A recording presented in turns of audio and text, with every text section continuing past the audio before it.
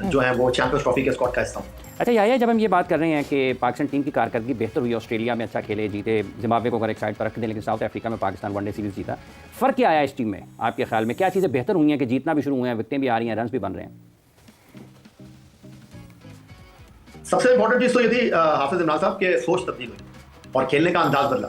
आप ऑस्ट्रेलिया की अगर आप बात करते हैं तो ऑस्ट्रेलिया में हमने ना बड़े रन किए ना हमने बड़े रन करवाए, लेकिन 10 आउट किया हारिस रऊफ ने, 8 आउट किए शाहीन ने, 5 आउट किए नसीम ने, 3 आउट किए हसनैन ने और हमारी जीत की बुनियाद रखी।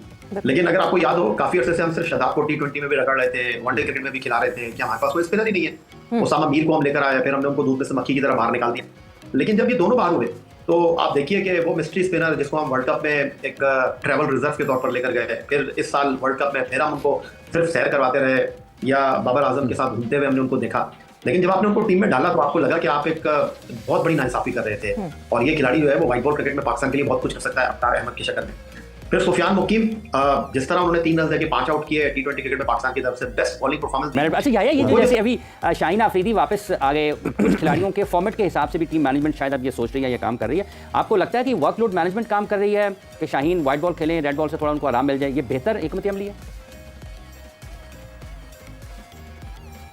हाफिज साहब, पहले मैं आपके सवाल का जवाब दूं, मैं थोड़ा सा शाहनवाज राना साहब को कहना चाहूंगा कि आप ही अपनी अदाओं पे जरा गौर करें। हम अगर अर्ज करेंगे तो शिकायत होगी, क्योंकि आज माशाल्लाह आप अपनी सालगिरह का केक भी काटेंगे, आप चाहते हैं आपके लिए तोहफा लेकर आए, मैं आपके लिए केक लेकर आए, लेकिन आप शाहनवाज भी हैं, आप राना भी हैं। थोड़ी देर पहले आप फरमा रहे थे कि बाबर आजम जो है वो जंगल के शेर है, फिर आपने कहा कि बाबर आजम जो है उन्होंने साइम अयूब को देखकर, बाकी खिलाड़ियों को देखकर खेलना शुरू कर दिया, फिर आपने उनको सीनियर खिलाड़ियों के जो है वो ग्रुप का हिस्सा भी बना दिया।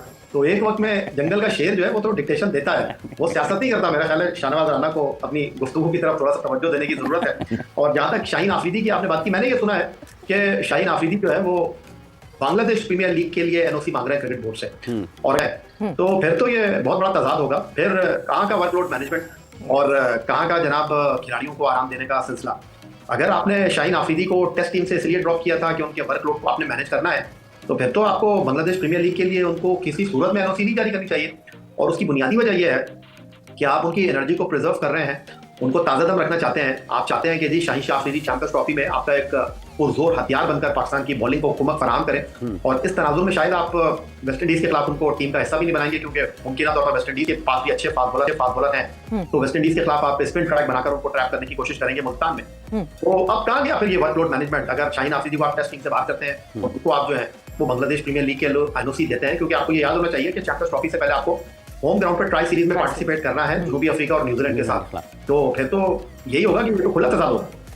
बिल्कुल होगा। और अगर वो ये NOC अगर दे दी जाती तो ऑब्वियसली बहुत सारे सवालात इस बात को उठेंगे कि वाकई वर्कलोड मैनेजमेंट था कि नहीं था। मगर दूसरा जो पार्ट था हाफिज के सवाल का कि अब is this the right time now, या हमने इतने सारे लड़के आते हुए देखे हैं, इतना इन्फ्लो इस वक्त आ रहा है लड़कों का कि हम फॉर्मेट वाइज प्लेयर्स को सिलेक्ट करना शुरू करें। ठीक है, एक कोर सेम रहता है, मगर उस कोर के अलावा जो सराउंडिंग लड़के हैं, क्या वो फॉर्मेट टू फॉर्मेट हम सिलेक्ट करके रख सकते हैं या सबको हर ही फॉर्मेट में लेकर घूमना है?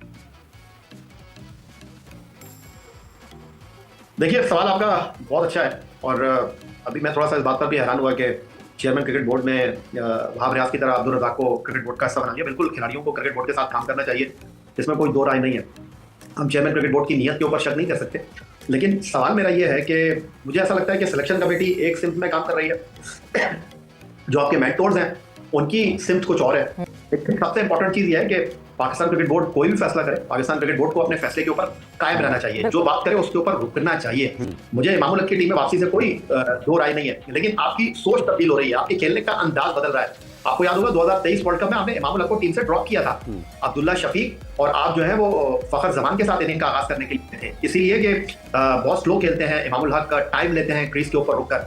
अब ये जो चैंपियंस ट्रॉफी हो रही है, ठीक है, इन चैंपियंस ट्रॉफी के अंदर स्पिनर्स के लिए साजगार विकेटें होंगी, सीने के ऊपर उछाल वाली बॉल नहीं आएगी, ऑस्ट्रेलिया और जनूबी अफ्रीका जैसा बाउंस नहीं होगा, लेकिन आपको रन्स तो करने पड़ेंगे अपने आप को साउंड एंड सिक्योर करने के लिए। इमामुल हक का अंदाज नहीं चलेगा, अब आपको साइम अयूब और फखर जमान के अंदाज में खिलाड़ियों को मुंतखब करना होगा। और अगर आप मुस्तकबिल में बिना खेले इरफान नियाजी को ड्रॉप कर देते हैं, तो वो तो आप उनके रिकॉर्ड से देखेंगे, इन्होंने इतने मैच खेले हुए और इनको गेंद है, इन्होंने रन इतने किए हुए, लेकिन कोई ये देखेगा कि वो कौन सा नंबर पर बैटिंग करने के लिए आ रहे थे। वो एक अच्छे खिलाड़ी हैं, उनको एक अच्छे नंबर पर मौका मिलना चाहिए, लेकिन